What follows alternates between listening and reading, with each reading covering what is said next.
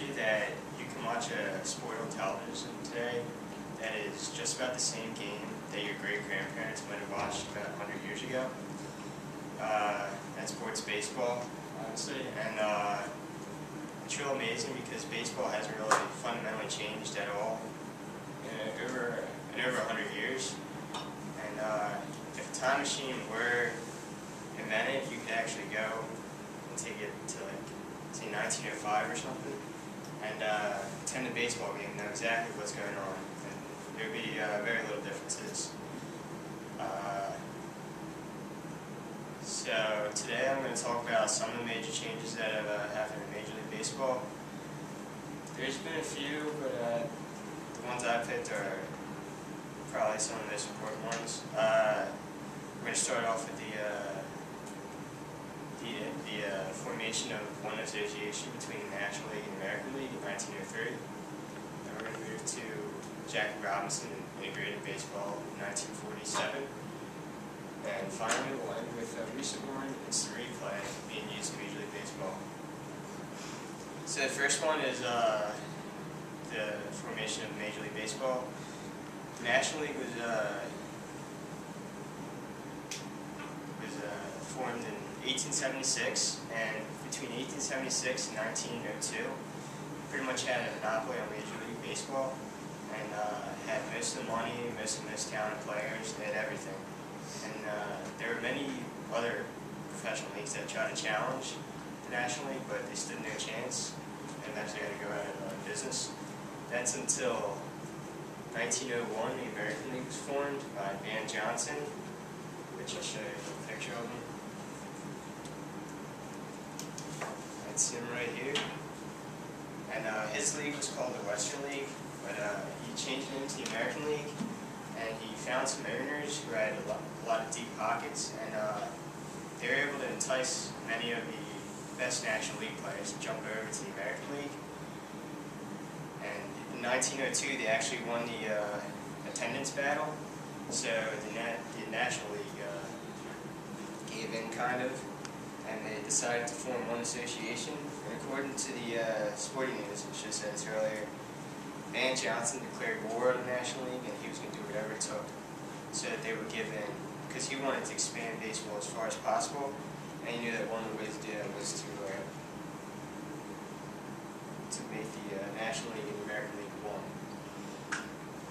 Alright, our next event happened in 1947, just after World War II. That was Jackie Robinson integrated baseball. The man behind it was Branch Rickey, who was the general manager of the Brooklyn Dodgers at the time. He knew, according to an article by William Rubenstein in History Today, he said that there was no official ban on African Americans in baseball. It was just a rule that nobody, I guess, wanted to cross. I don't know why.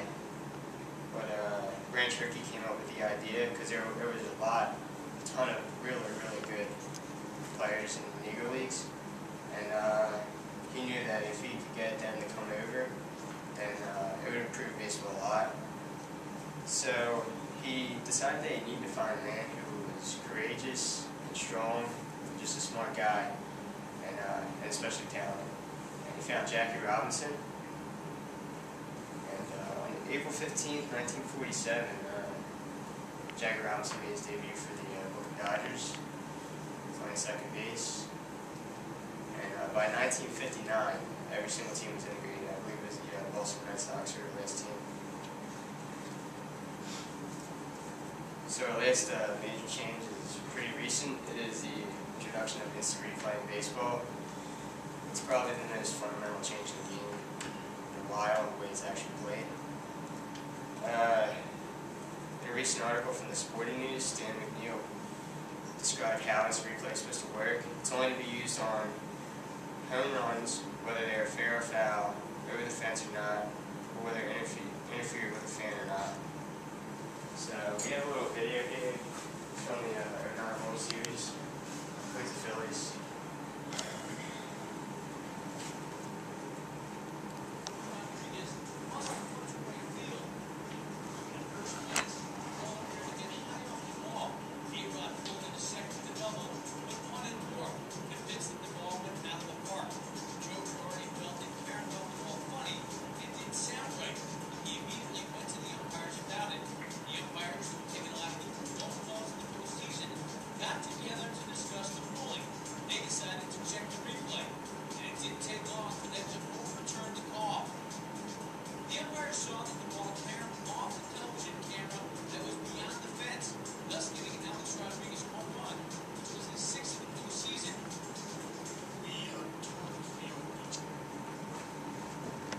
So that was probably the first high-profile event where this replay was used because it was in the World Series. And what they did was Joe Torre came out, he's the manager of the Yankees at the time, and he only argued it, but under the rules, the manager cannot say, I want to use instant replay, like in the NFL where they throw a challenge flag. It's just the umpire has to decide, yeah, he has a legitimate question into whether it was in play or not. And what they do is they go into the stadium, and there's a room with a television screen, and they watch it. But also there is an office in New York where they review the play to see whether it was in play or not, and then the crew chief will make the final call. It's not used that often, but it is a pretty big change in baseball because most people believe in the human element of the game. So it remains under a lot of discussion. So that's pretty much the major changes that I decided to describe in Major League Baseball. So if Time Machine is invented, you could go back, and anybody from back in the day, if they were to somehow come to the present day, they could still watch the game and know exactly what's going on. Thank you.